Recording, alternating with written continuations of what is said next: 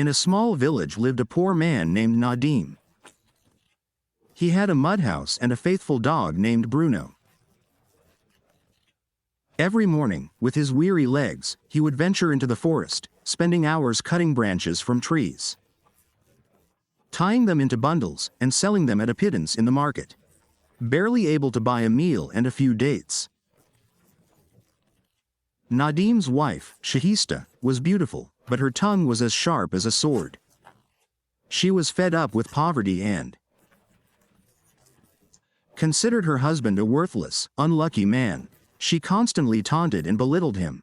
One evening, it was raining heavily. Nadeem, drenched and exhausted, arrived home with a bundle of wood in his hands. But the scene at the door broke his heart. Shahista, with burning eyes, screamed in a furious voice, "Get out of my house, you wretched man. I don't need you anymore."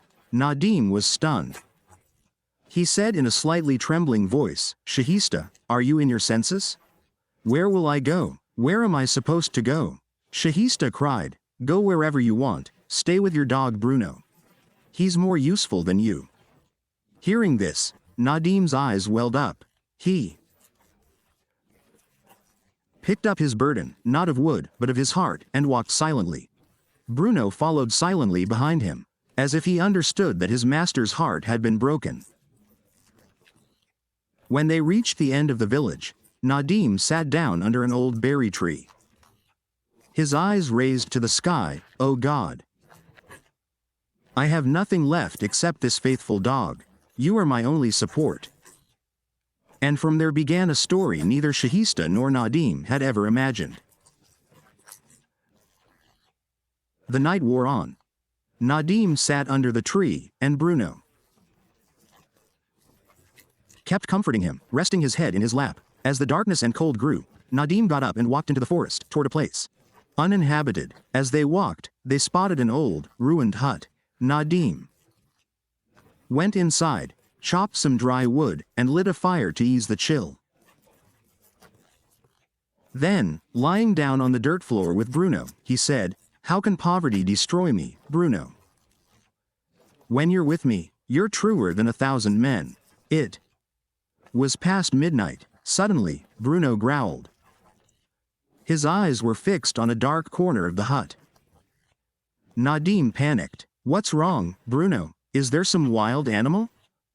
Bruno began digging into the dirt floor with his claws. Nadeem picked up a burning torch and shone a light into the corner. The ground there was covered, as if someone had buried something years ago. They both began digging. Soon, their hands struck something hard, like wood. "Oh, God," Nadeem's lips trembled. Quote, "It looked like the lid of a trunk." Removing some more soil, he discovered an old trunk bound with iron strips, so old that moss and mud had accumulated on the edges. With trembling hands, Nadeem tried to open its rusted lock. At first, the lock wouldn't budge, but when he struck it hard with a stone, it broke.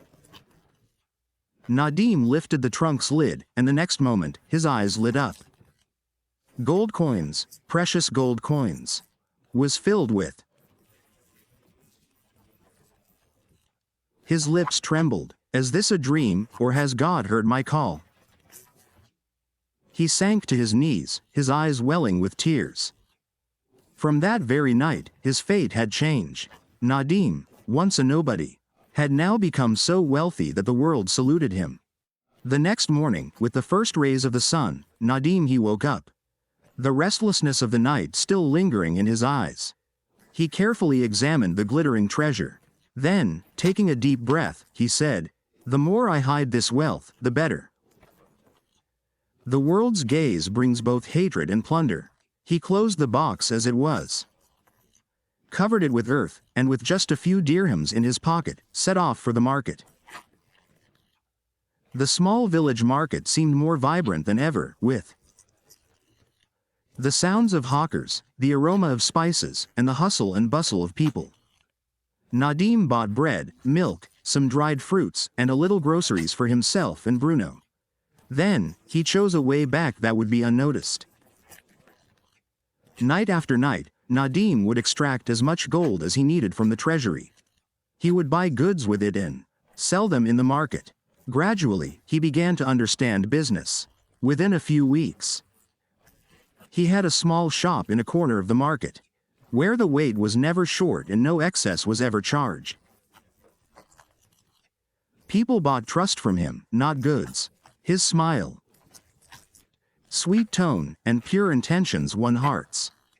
Soon, the children, old men, and women of the village would say, "That man who lives in the hut, his shop, is blessed." His face no longer wore its old weariness, but instead held a strange glow, as if someone had blessed him with a heartfelt blessing. But Nadeem still lived in the same old, ruined hut. At night, he would sit with Bruno, smiling, and say, "My friend, no one knows that the richest man in the village lives in a mud hut, sharing bread with a dog. If wealth enters the heart, a person becomes worthless, and I will not be like that." Days passed, honesty Nadeem was brought up, and blessings recognized the threshold of his house.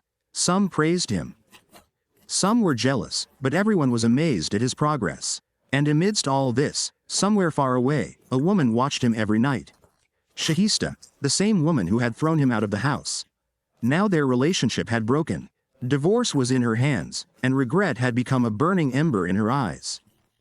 She would ask the women, "Is this the same Nadeem who used to sell wood?"